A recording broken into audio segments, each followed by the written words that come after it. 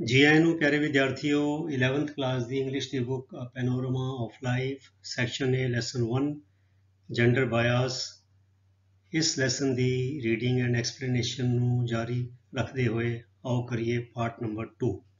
So video ਨੂੰ ਬੜੇ ਧਿਆਨ ਦੇ ਨਾਲ ਸੁਣੋ, ਸਮਝੋ ਅਤੇ ਔਖੇ ਸ਼ਬਦ ਜਿਹੜੇ ਵਿੱਚ ਆਉਂਦੇ ਨੇ ਉਹਨਾਂ ਦੇ ਅਰਥ ਦੱਸੇ ਜਾਣਗੇ, ਉਹ ਨਾਲ ਦੇ ਨਾਲ ਅਰਥ ਨੋਟ ਕਰਦੇ ਜਾਓ ਤੇ ਉਹਨਾਂ ਨੂੰ ਯਾਦ ਕਰ ਲਓ। ਸੋ ਸ਼ੁਰੂ ਕਰੀਏ। ਸੋ ਪਾਰਟ 2 ਵਿੱਚ ਅਸੀਂ ਕਹਿੰਦੇ ਹਾਂ ਵਨ ਡੇ ਇੱਕ ਦਿਨ while on the way to my hostel from our lecture hall complex, ਅਰਥਾਤ ਕਹਿੰਦੇ ਸਾਡਾ ਜਿਹੜਾ ਲੈਕਚਰ ਦਾ ਹਾਲ ਹੈ ਜਿੱਥੇ ਲੈਕਚਰ ਹੁੰਦੇ ਨੇ ਉਸ ਕੰਪਲੈਕਸ ਤੋਂ ਹੋਸਟਲ ਵੱਲ ਜਾਂਦੇ ਹੋਏ, while on the way to my hostel ਮਤਲਬ ਕਿ ਉਸ ਰਸਤੇ ਤੇ ਜਾਂਦੇ ਹੋਏ I saw an advertisement on the notice board, ਮੈਂ ਕਾਲਜ ਦੇ ਨੋਟਿਸ ਬੋਰਡ ਤੇ ਇੱਕ ਐਡਵਰਟੀਜ਼ਮੈਂਟ ਇੱਕ ਇਸ਼ਤਿਹਾਰ ਦੇਖਿਆ ਤੇ ਇਸ਼ਤਿਹਾਰ ਕੀ ਸੀ? It was a standard job requirement notice. ਉਹ ਇੱਕ ਆਮ ਸਟੈਂਡਰਡ ਜਿਹੜਾ ਹੁੰਦਾ ਹੈ, ਸਟੈਂਡਰਡ ਫਾਰਮੈਟ ਹੁੰਦਾ, wanted so many engineers, wanted fresh ਰਿਕਰੂਟਸ ਲਿਖਿਆ ਹੁੰਦਾ ਕੰਪਨੀਆਂ ਵੱਲੋਂ। ਇੱਕ ਸਟੈਂਡਰਡ ਨੌਕਰੀ ਦੀ ਲੋੜ ਦਾ ਜਿਹੜਾ ਹੈਗਾ, ਨੌਕਰੀ ਜਿਹੜੇ ਬੱਚਿਆਂ ਨੂੰ ਚਾਹੀਦੀ ਹੈ ਉਹਦੀ ਲੋੜ ਦੇ ਨਾਲ ਜੁੜਿਆ ਹੋਇਆ ਉਹ ਨੋਟਿਸ ਸੀਗਾ। From the famous automobile company Telco, ਜਿਹੜੀ ਉਸ ਵੇਲੇ ਦੀ ਮਸ਼ਹੂਰ ਆਟੋਮੋਬਾਈਲ ਕੰਪਨੀ ਸੀ ਟੈਲਕੋ, ਹੁਣ ਉਹਦਾ ਨਾਮ ਬਦਲ ਕੇ ਹੋ ਗਿਆ ਨਾਓ ਟਾਟਾ ਮੋਟਰਸ, ਉਹਦੇ ਵੱਲੋਂ ਹੈ advertisement C. It stated that, ਉਹ ਇਟ ਮੈਨੇ ਕੀ ਹੈ? ਐਡਵਰਟੀਜ਼ਮੈਂਟ। ਐਡਵਰਟੀਜ਼ਮੈਂਟ ਸਟੇਟਡ ਦੈਟ ਅਰਥਾਤ ਉਹ ਇਸ਼ਤਿਹਾਰ ਇਹ ਕਹਿੰਦਾ ਸੀ that the company required young, ਕਿ ਕੰਪਨੀ ਨੂੰ ਲੋੜ ਸੀ ਯੰਗ ਜਵਾਨ, ਬ੍ਰਾਈਟ ਮੈਨੇ ਉਤਸ਼ਾਹੀ ਰੋਸ਼ਨ, ਇੰਜੀਨੀਅਰਸ ਮਤਲਬ ਕਿ ਜਵਾਨ ਉਤਸ਼ਾਹੀ ਰੋਸ਼ਨ ਇੰਜੀਨੀਅਰਸ, ਹਾਰਡ ਵਰਕਿੰਗ ਮਤਲਬ ਕਿ ਸਖਤ ਮਿਹਨਤ ਕਰਨ ਵਾਲੇ, and with an excellent academic background, ਅਤੇ ਐਕਸੀਲੈਂਟ ਹੁੰਦੀ ਹੈ ਬੱਚੋ ਸਿਖਰਲੀ, ਉੱਪਰਲੀ, ਅਵਲ, ਐਕੈਡਮਿਕ ਬਣੇ ਵਿਦਿਅਕ, ਤੇ ਉਹਨਾਂ ਦੀ ਪਿੱਠ ਭੂਮੀ ਜਿਹੜੀ ਹੈ, ਉਹਨਾਂ ਦੀ ਜੋ ਬੈਕਗਰਾਊਂਡ ਹੈ, ਉਹਨਾਂ ਦਾ ਪਿਛੋਕੜ ਹੈਗਾ, ਵਿਦਿਅਕ ਪਿਛੋਕੜ ਜਿਹੜਾ ਹੈ ਉਹ ਬਹੁਤ ਵਧੀਆ ਸਿਖਰਲਾ ਹੋਣਾ ਚਾਹੀਦਾ, ਐਟਸੈਟਰਾ ਆਦਿ ਆਦਿ। At the bottom was a small line, ਤੇ ਉਸ ਇਸ਼ਤਿਹਾਰ ਦੇ ਨੋਟਿਸ ਦੇ ਬਾਟਮ ਤੇ ਥੱਲੇ ਇੱਕ ਛੋਟੀ ਲਾਈਨ ਸੀ, ਤੇ ਉਹ ਲਾਈਨ ਐ ਸੀ lady candidates need not apply, ਅਰਥਾਤ ਜਿਹੜੇ ਕੁੜੀ ਉਮੀਦਵਾਰਾਂ ਹਨ ਉਹਨਾਂ ਨੂੰ ਅਪਲਾਈ ਕਰਨ ਦੀ ਨੌਕਰੀ ਲਈ ਇਹਨਾਂ ਨੂੰ ਇਸ ਨੋਟਿਸ ਦਾ ਜਵਾਬ ਦੇਣ ਦੀ ਕੋਈ ਲੋੜ ਨਹੀਂ, ਕੋਈ ਫਾਰਮ ਭਰਨ ਦੀ ਲੋੜ ਨਹੀਂ, ਆਪਣਾ ਨਾਂ ਦਰਜ ਕਰਾਉਣ ਦੀ ਲੋੜ ਨਹੀਂ, ਅਪਲਾਈ ਕਰਨ ਦੀ ਲੋੜ ਨਹੀਂ ਹੈਗੀ। ਆਈ ਰੈਡ ਇਟ, ਮੈਂ ਇਹਨੂੰ ਪੜ੍ਹਿਆ, ਐਂਡ ਵਾਜ਼ ਵੈਰੀ ਅਪਸੈਟ, ਤੇ ਮੈਨੂੰ ਬੜਾ ਗੁੱਸਾ ਆਇਆ, ਮਤਲਬ ਕਿ ਬੜਾ ਮੈਂ ਪਰੇਸ਼ਾਨ ਹੋਈ ਕਿ ਇਹ ਕੀ ਹੈਗਾ। For the first time in life, ਅਰਥਾਤ ਜ਼ਿੰਦਗੀ ਵਿੱਚ ਪਹਿਲੀ ਵਾਰ, I was up against gender discrimination, gender मैंने लिंग, स्त्रीलिंग पुल्लिंग, डिस्क्रिमिनेशन अर्थात लिंग आधारित पक्षपात ਦੇ ਮੈਂ ਖਿਲਾਫ ਸੀ। I was up ਬੜੀ ਮੈਂ ਆਪਣੇ ਆਪ ਨੂੰ ਇਸ ਵਿਤਕਰੇ ਦੇ ਖਿਲਾਫ ਖੜੀ ਪਾਇਆ, ਕਿ ਮੇਰੇ ਅੰਦਰ ਇੱਕ ਜਜ਼ਬਾ ਜਾਗਿਆ ਇਹਦੇ ਖਿਲਾਫ ਆਵਾਜ਼ ਉਠਾਉਣ ਦਾ, ਇਹਦੇ ਖਿਲਾਫ ਆਵਾਜ਼ ਚੁੱਕਣ ਦਾ। ਦੋ ਮੈंने ਹਾਲਾਂਕਿ I was not keen, ਕੀਨ ਮੈंने ਵੀ ਮੈਂ ਬਹੁਤ ਮੇਰੇ 'ਚ ਚਾਹ ਨਹੀਂ ਸੀਗੀ, ਇਸ ਗੱਲ ਦੀ ਇੱਛਾ ਨਹੀਂ ਸੀਗੀ on taking up the job, ਅਰਥਾਤ ਹਾਲਾਂਕਿ ਮੈਂ ਇਸ ਨੌਕਰੀ ਦੇ ਪ੍ਰਤੀ ਮੇਰਾ ਕੋਈ ਬਹੁਤ ਜ਼ਿਆਦਾ ਉਤਸ਼ਾਹ ਨਹੀਂ ਸੀ, ਕੀਨ ਨਹੀਂ ਸੀ, ਮੈਨੂੰ ਇਹਦੀ ਕੋਈ ਨੌਕਰੀ ਦੀ ਲੋੜ ਨਹੀਂ ਸੀ। ਆਈ ਸੌ ਇਟ ਐਜ਼ ਅ ਚੈਲੰਜ, ਪਰ ਮੇਰੇ ਵਾਸਤੇ ਉਹਨੇ ਇੱਕ ਵੰਗਾਰ ਬਣ ਗਿਆ, ਮੈਂ ਇਹਨੂੰ ਇੱਕ ਚੈਲੰਜ ਲਿਆ, ਮੈਂ ਇਹਨੂੰ ਆਪਣੇ ਆਪ ਦੇ ਵਾਸਤੇ ਇੱਕ ਮਤਲਬ ਕਿ ਚੁਣੌਤੀ ਲਿਆ।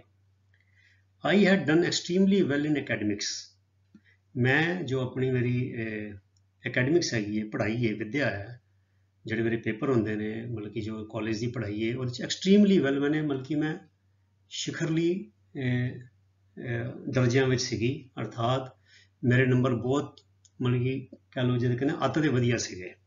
ਐਕਸਟ੍ਰੀਮ ਦਾ ਮਤਲਬ ਹੈ ਅੱਤ, ਅਰਥਾਤ ਮੈਂ ਉੱਪਰਲੇ ਦਰਜੇ ਵਿੱਚ ਆਉਂਦੀ ਸੀ। Better than most of my male peers, male ਮੈंने ਪੁਰਸ਼, ਪੀਅਰ ਹੁੰਦੇ ਨੇ ਸਾਥੀ, ਗਰੁੱਪ ਦੇ ਸਾਥੀ, ਅਰਥਾਤ ਉਹ ਕਹਿਣਾ ਚਾਹੁੰਦੀ ਹੈ ਕਿ ਜ਼ਿਆਦਾਤਰ ਜਿਹੜੇ ਮੁੰਡੇ ਸਾਥੀ ਨੇ ਮੇਰੇ ਕੋਰਸ ਦੇ ਵਿੱਚ ਹਮਜਮਾਤੀ ਸੀਗੇ ਜਾਂ ਮਾਸਟਰਸ ਕਰਦੇ ਹੋਰ ਮੁੰਡੇ ਸੀ, ਉਹਨਾਂ ਨਾਲੋਂ ਵੀ ਪੜ੍ਹਾਈ ਵਿੱਚ ਮੇਰੇ ਨੰਬਰ ਜ਼ਿਆਦਾ ਸੀਗੇ। Little did I know, little did I know ਦਾ ਮਤਲਬ ਕਿ ਮੈਨੂੰ ਨਹੀਂ ਪਤਾ ਸੀ, ਇਹਦਾ ਲਿਟਲ ਡਿਡ ਆਈ ਨੋ ਦਾ ਅਖਰੀ ਅਰਥ ਇਹ ਹੋ ਗਿਆ ਮੈਨੂੰ ਬਹੁਤ ਘੱਟ ਪਤਾ ਸੀ, ਪਰ ਪੰਜਾਬੀ 'ਚ ਅਸੀਂ ਕਹਾਂਗੇ ਮੈਨੂੰ ਨਹੀਂ ਪਤਾ ਸੀ ਦੈਨ ਉਸ ਵੇਲੇ, ਦੈਟ ਇਨ ਰੀਅਲ ਲਾਈਫ, ਕਿ ਅਸਲ ਜ਼ਿੰਦਗੀ ਵਿੱਚ ਐਕੈਡਮਿਕ ਐਕਸੀਲੈਂਸ ਅਰਥਾਤ ਜਿਹੜੀ ਵਿਦਿਅਕ ਜਿਹੜੀ ਨਿਪੁੰਨਤਾ, ਵਿਦਿਅਕ ਜਿਹੜੀ ਆਪਣੀ ਪ੍ਰਾਪਤੀ ਹੈਗੀ ਹੈ, ਐਕਸੀਲੈਂਸ ਪ੍ਰਾਪਤੀ ਹੈ, ਵਿਦਿਅਕ ਜਿਹੜੀ ਅਵਲਤਾ ਹੈਗੀ ਹੈ, is not enough to be successful. ये कामयाब होने ਲਈ ਇਹ ਕਾਫੀ ਨਹੀਂ ਹੈਗੀ, ਅਰਥਾਤ ਕੁੜੀ ਦਾ ਮੁੰਡਾ ਹੋਣਾ ਵੀ ਜ਼ਰੂਰੀ ਹੈ। ਉਹ ਇਹ ਕਹਿਣਾ ਚਾਹੁੰਦੀ ਸੀ ਵੀ ਮੇਰੇ ਨੰਬਰਾਂ ਦਾ ਕੋਈ ਮਾਇਨਾ ਨਹੀਂ ਰਹਿ ਗਿਆ। ਉਹਨਾਂ ਨੇ ਇਹ ਕਿਹਾ ਕਿ ਜਿਹੜੇ ਕੁੜੀਆਂ ਨੇ ਉਹ ਅਪਲਾਈ ਨਾ ਕਰਨ।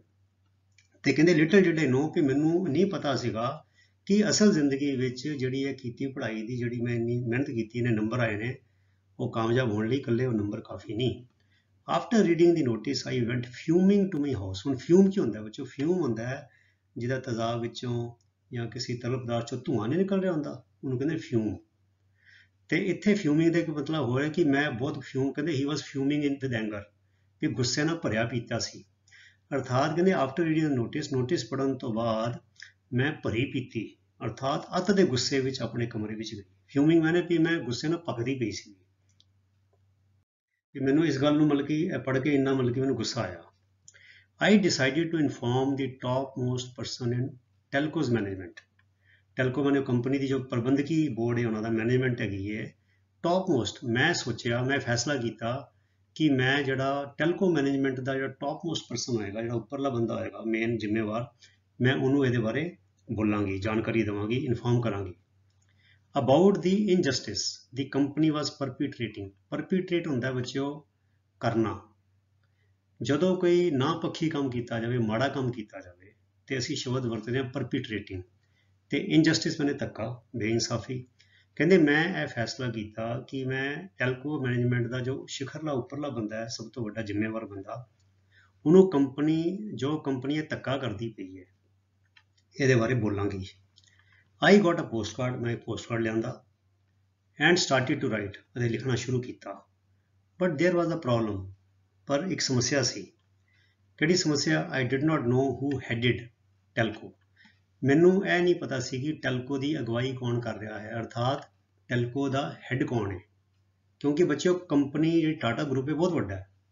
ਜਿਹੜਾ ਟਾਟਾ ਮੋਟਰਸ ਹੈ, ਟਾਟਾ ਇਨਫੋਰਮੇਸ਼ਨ ਟੈਕਨੋਲੋਜੀ ਹੈ, ਟਾਟਾ ਇਲੈਕਟ੍ਰਿਕ, ਟਾਟਾ ਦੇ ਕਈ ਗਰੁੱਪ ਨੇ, ਤੇ ਹਰ ਟਾਟਾ ਦੀ ਕਈ ਕੰਪਨੀਆਂ ਨੇ, ਤੇ ਹਰ ਟਾਟਾ ਸਟੀਲ ਹੈ, ਉਹਦੇ ਹਰ ਡਿਪਾਰਟਮੈਂਟ ਦੇ ਅਲੱਗ-ਅਲੱਗ ਮੁਖੀ ਹੁੰਦੇ ਨੇ। ਸੋ ਕਹਿੰਦੇ I did not know who headed Telco, ਵੀ ਮੈਨੂੰ ਪਤਾ ਨਹੀਂ ਸੀ ਕਿ ਟੈਲਕੋ ਦਾ ਮੁਖੀ ਕੌਣ ਸੀ। I thought it must be one of Tatas. ਕਹਿੰਦੇ ਮੈਂ ਉਹਨੇ ਸੋਚਿਆ, ਸਟੂਡੈਂਟ ਸੀ ਹਾਲੇ ਉਹ, ਕਹਿੰਦੀ ਮੈਂ ਸੋਚਿਆ ਕਿ ਟਾਟਿਆਂ ਵਿੱਚੋਂ ਇੱਕ ਹੋਊਗਾ, ਟਾਟਾਸ, ਵੀ ਟਾਟਾ ਦੇ ਜਿਹੜੇ ਇੰਨਾ ਪਰਿਵਾਰ ਹੈ ਉਹ ਟਾਟਿਆਂ 'ਚੋਂ ਕਿੱਦਾਂ ਕੋਈ ਹੋਏਗਾ। ਆਈ new JRD Tata was the head of the Tata group. ਪਰ ਮੈਨੂੰ ਇਹ ਪਤਾ ਸੀ ਜੋ ਟਾਟਾ ਗਰੁੱਪ ਹੈ ਪੂਰਾ, ਅਰਥਾਤ ਟਾਟਾ ਕੰਪਨੀਆਂ ਦਾ ਜੋ ਇਕੱਠ ਹੈ ਪੂਰਾ, ਉਹਦਾ ਮੇਨ ਹੈਡ ਜਿਹੜਾ ਹੈਗਾ ਉਹ JRD Tata. I had scene his pictures in newspapers. ਮੈਂ ਅਖਬਾਰਾਂ ਵਿੱਚ ਉਹਦੀਆਂ ਤਸਵੀਰਾਂ ਦੇਖੀਆਂ ਹੋਈਆਂ ਸਨ। ਫਿਰ ਉਹ ਬ੍ਰੈਕਟ ਵਿੱਚ ਲਿਖਦੀ ਹੈ ਵੀ ਇਹ ਬਾਅਦ ਚੋਂ ਉਹ ਹੁਣ ਲਿਖ ਰਹੀ ਹੈ ਲੈਕਚਰ, ਪੁਰਾਣੀ ਗੱਲ ਦੱਸ ਰਹੀ, ਹੁਣ ਲਿਖਦੀ ਪਈ ਨਿਬੰਧ। ਕਹਿੰਦੀ ਐਕਚੁਅਲੀ ਸੁਮੰਤ ਮੁਲਗਾਓਂਕਰ ਵਾਜ਼ ਦੀ ਕੰਪਨੀਜ਼ ਚੇਅਰਮੈਨ ਦੈਨ। ਹੁਣ ਲਿਖਦੀ ਹੈ, ਕਹਿੰਦੇ ਉਸ ਵੇਲੇ ਚਿੱਠੀ ਤੇ ਮੈਂ JRD ਟਾਟਾ ਨੂੰ ਲਿਖੀ, ਪਰ ਮੈਨੂੰ ਪਤਾ ਨਹੀਂ ਸੀਗਾ, ਪਰ ਅਸਲ ਵਿੱਚ ਉਸ ਵੇਲੇ ਸੁਮੰਤ ਮੁਲਗਾਓਂਕਰ ਵਾਜ਼ ਦਾ ਕੰਪਨੀਜ਼ ਚੇਅਰਮੈਨ। ਉਸ ਵੇਲੇ ਜਦੋਂ ਮੈਂ ਸੋਚ ਰਹੀ ਸੀ ਵੀ ਕੰਪਨੀ ਟੈਲਕੋ ਦਾ ਹੈੱਡ ਕੌਣ ਹੈ, ਉਦੋਂ ਸੁਮੰਤ ਮੁਲਗਾਓਂਕਰ ਕੰਪਨੀ ਦਾ ਹੈੱਡ ਸੀ। ਉਦੋਂ ਵਿੱਚ ਗੂਗਲ ਤੇ ਹੁੰਦਾ ਨਹੀਂ ਸੀਗਾ, ਅੱਜ ਕੱਲ੍ਹ ਤੇ ਗੂਗਲ ਪਾ ਲਓ who is the head of Telco, ਤੇ ਪਤਾ ਲੱਗ ਜਾਏਗਾ, ਹੈ ਨਾ। ਕਹਿੰਦੀ ਆਈ ਟੁੱਕ ਦਾ ਕਾਰਡ, ਮੈਂ ਕਾਰਡ ਲਿਆ, ਐਡਰੈਸਡ ਇਟ ਟੂ JRD, ਤੇ ਮੈਂ ਸਰਨਾਮਾ JRD ਦਾ ਲਿਖ ਦਿੱਤਾ, ਤੇ ਉਹਨੂੰ ਐਡਰੈਸ ਕੀਤਾ। ਐਂਡ ਸਟਾਰਟਿਡ ਰਾਈਟਿੰਗ, ਤੇ ਲਿਖਣਾ ਸ਼ੁਰੂ ਕੀਤਾ। ਟੂ ਦਿਸ ਡੇ ਦਾ ਮਤਲਬ ਕਿ ਅੱਜ ਤੱਕ। ਆਈ ਰਿਮੈਂਬਰ, ਮੈਨੂੰ ਯਾਦ ਹੈ। ਕਲੀਅਰਲੀ, ਸਪਸ਼ਟ ਤੌਰ ਤੇ, ਸਾਫ਼-ਸਾਫ਼ ਯਾਦ ਹੈ। ਵਟ ਆਈ ਰੋਟ, ਕਿ ਮੈਂ ਕੀ ਲਿਖਿਆ ਸੀ।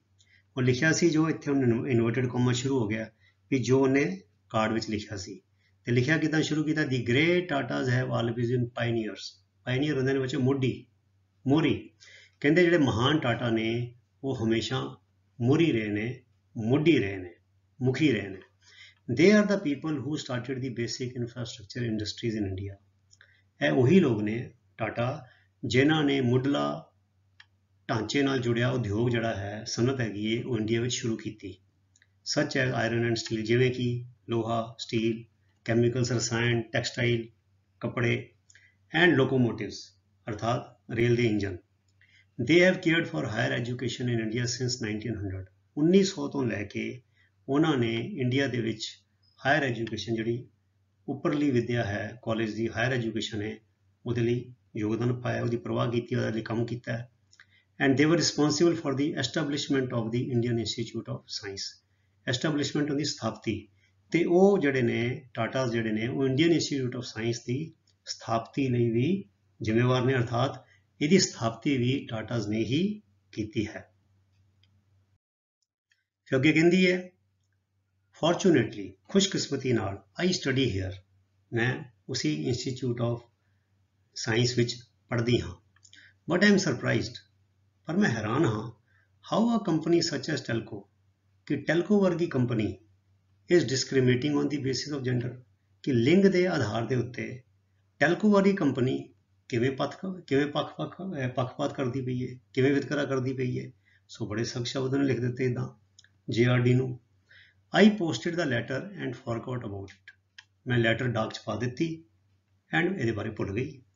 ਫਿਰ ਕਹਿੰਦੀ less than 10 days later, less than 10 days later ਮਤਲਬ ਕਿ 10 ਦਿਨਾਂ ਤੋਂ ਘੱਟ ਸਮੇਂ ਤੋਂ ਬਾਅਦ, ਅਰਥਾਤ 10 ਦਿਨਾਂ ਦੇ ਅੰਦਰ, ਆਈ ਰਿਸੀਵਡ ਅ ਟੈਲੀਗ੍ਰਾਮ, ਮੈਨੂੰ ਇੱਕ ਤਾਰ ਪ੍ਰਾਪਤ ਹੋਈ, ਸਟੇਟਿੰਗ ਦੈਟ, ਉਸ ਤਾਰ ਵਿੱਚ ਇਹ ਕਿਹਾ ਗਿਆ ਸੀ, I had to appear for an interview at Telco's Pune office, ਮੈਨੂੰ ਟੈਲਕੋ ਦੇ ਪੁਣੇ ਆਫਿਸ ਵਿੱਚ ਇੰਟਰਵਿਊ ਲਈ ਜਾਣਾ ਪਏਗਾ, at the companies expense, company ਦੇ ਖਰਚੇ ਤੇ।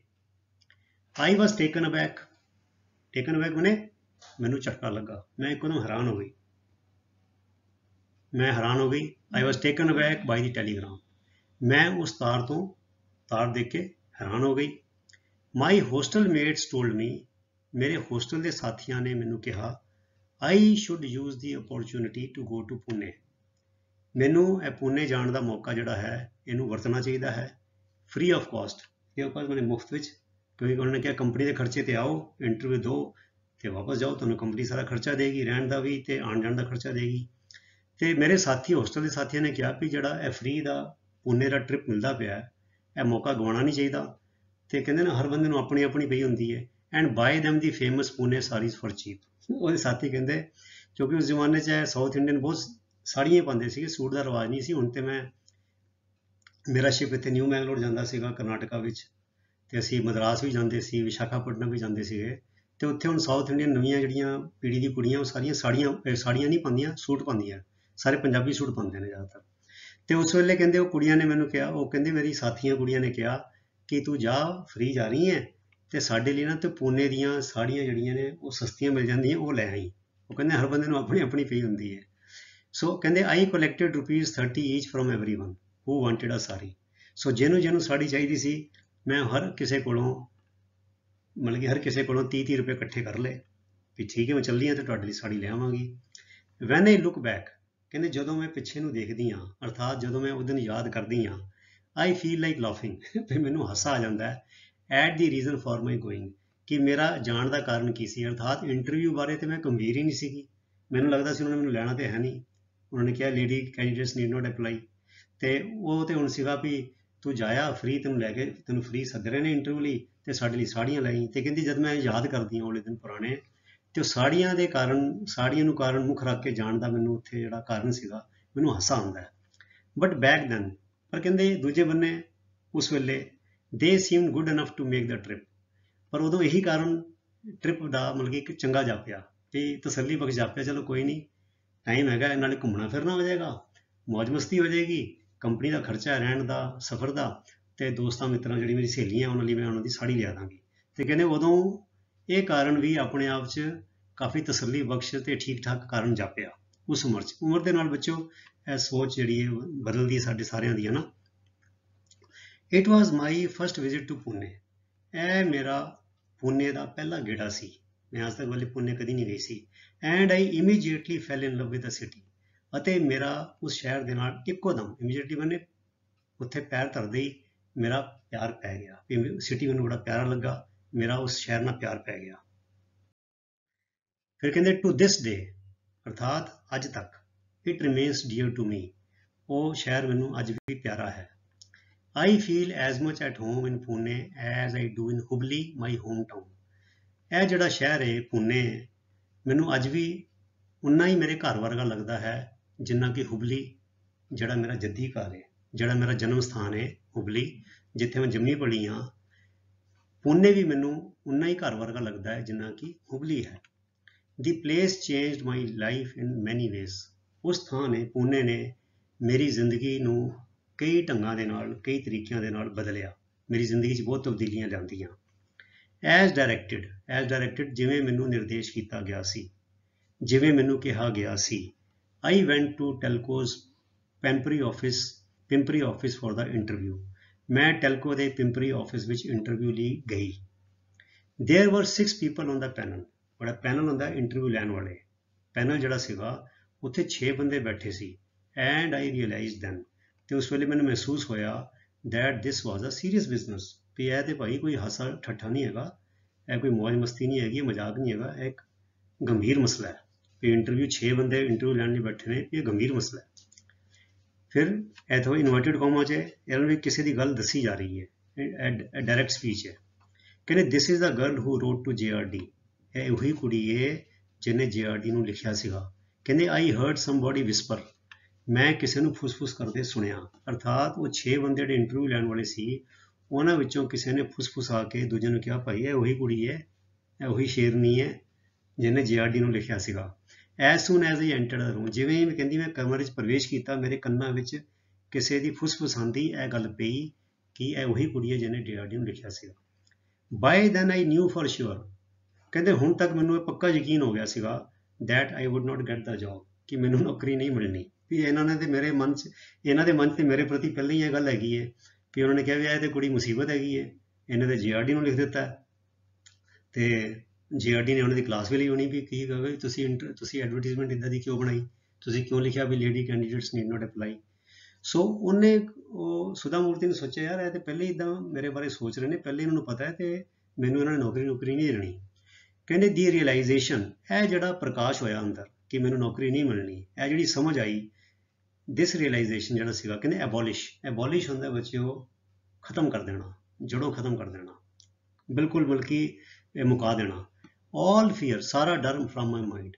ਕਹਿੰਦੇ ਜਦੋਂ ਮੈਨੂੰ ਪਤਾ ਲੱਗ ਹੀ ਗਿਆ, ਬਲਕਿ ਮੇਰੇ ਮਨ 'ਚ ਮਹਿਸੂਸ ਹੋ ਗਿਆ ਕਿ ਮੈਨੂੰ ਨੌਕਰੀ ਨਹੀਂ ਮਿਲਣੀ, ਤੇ ਇਸ ਇਲਮ ਨੇ, ਇਸ ਜਾਣਕਾਰੀ ਨੇ, ਇਸ ਤਜਰਬੇ ਨੇ, ਇਸ ਅਨੁਭਵ ਨੇ ਮੇਰੇ ਮਨ 'ਚੋਂ ਸਾਰੇ ਡਰ ਮੁਕਾ ਕੇ ਰੱਖ ਦਿੱਤੇ। ਸੋ ਆਈ ਵਾਜ਼ ਰਾਦਰ ਕੂਲ। ਸੋ ਮੈਂ ਤੇ ਇਸ ਕਰਕੇ ਥੋੜ੍ਹੀ ਰਿਲੈਕਸਡ ਹੀ ਸੀਗੀ, ਇਹ ਬਿਲਕੁਲ ਬੇਫਿਕਰ, ਨਿਸ਼ਚਿੰਤ ਸੀ, ਕੂਲ ਸੀ।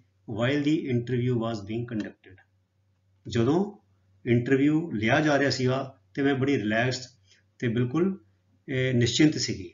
ਸੋ ਇੰਟਰਵਿਊ ਲੈਣ ਲੱਗੇ, ਜਿਹੜੇ ਕੈਂਡੀਡੇਟ ਦਾ ਇੰਟਰਵਿਊ ਲਿਆ ਜਾਂਦਾ, ਜ਼ਿਆਦਾਤਰ ਬੱਚੇ ਉਹ ਨਰਵਸ ਹੋ ਜਾਂਦੇ ਨੇ, ਉਹਨਾਂ ਦਾ ਕੌਨਫੀਡੈਂਸ ਡਿੱਗ ਜਾਂਦਾ ਹੈ, ਉਹ ਲੜਖੜਾ ਜਾਂਦੇ ਨੇ, ਕਈ ਵਾਰ ਜਵਾਬ ਦੇਣ ਵਿੱਚ ਇੱਕੋ ਤੱਕੀ ਕਰਦੇ ਨੇ। ਤੇ ਕਹਿੰਦੀ ਮੈਂ ਬਿਲਕੁਲ ਰਿਲੈਕਸ ਹੋ ਗਈ, ਮੈਂ ਕਿਹਾ ਨੌਕਰੀ ਤੇ ਮਿਲਣੀ ਨਹੀਂ, ਇਹ ਟਾਈਮ ਪਾਸ ਹੀ ਹੈਗਾ। ਫਿਰ ਦੂਜੀ ਗੱਲ ਦੇਖੋ, ਈਵਨ ਬਿਫੋਰ ਦੀ ਇੰਟਰਵਿਊ ਸਟਾਰਟਡ, ਕਹਿੰਦੇ ਇੱਥੇ ਤੱਕ ਕਿ ਹਾਲੇ ਇੰਟਰਵਿਊ ਸਟਾਰਟ ਹੋਇਆ ਹੀ ਸੀਗਾ, ਆਈ ਰੈਕਨ ਦਾ ਪੈਨਲ ਵਾਜ਼ ਬਾਇਸਡ। ਮੈਂ ਇੰਟਰਵਿਊ ਸ਼ੁਰੂ ਹੋਣ ਤੋਂ ਪਹਿਲਾਂ ਹੀ ਆਪਣਾ ਰੈਕਨ ਹੁੰਦਾ, ਮੈਂ ਵਿਚਾਰ ਬਣਾ ਲਿਆ, ਮੈਂ ਸੋਚ ਲਿਆ ਕਿ ਪੈਨਲ ਜਿਹੜਾ ਸੀਗਾ, ਇਹ 6 ਬੰਦਿਆਂ ਦਾ ਜੋ ਗਰੁੱਪ ਸੀ, ਪੈਨਲ ਸੀ, ਬਾਇਸ ਹੋਣੇ, ਇਹ ਪੱਖਪਾਤੀ ਸੀ। ਸੋ ਆਈ ਟੋਲਡ ਦੈਮ, ਤੇ ਕਹਿੰਦੇ ਮੈਂ ਇਸ ਕਰਕੇ ਉਹਨਾਂ ਨੂੰ ਕਿਹਾ ਰਾਦਰ ਇਮਪੋਲਾਈਟਲੀ। ਪੋਲਾਈਟ ਹੁੰਦਾ ਬੱਚੋ ਸ਼ਿਸ਼ਟਾਚਾਰ, ਸ਼ਿਸ਼ਟਾਚਾਰੀ ਬੰਦਾ, ਪੋਲਾਈਟਲੀ ਬਣੇ ਸ਼ਿਸ਼ਟਾਚਾਰ ਨਾਲ, ਚੱਜ-ਚਾਰ ਨਾਲ, ਮਤਲਬ ਕਿ ਸਾਊ ਪੁਣੇ 'ਚ। ਇੰਪੋਲਾਈਟ ਹੁੰਦਾ ਕਿਸੇ ਨੇ ਬਦਤਮੀਜੀ ਨਾਲ।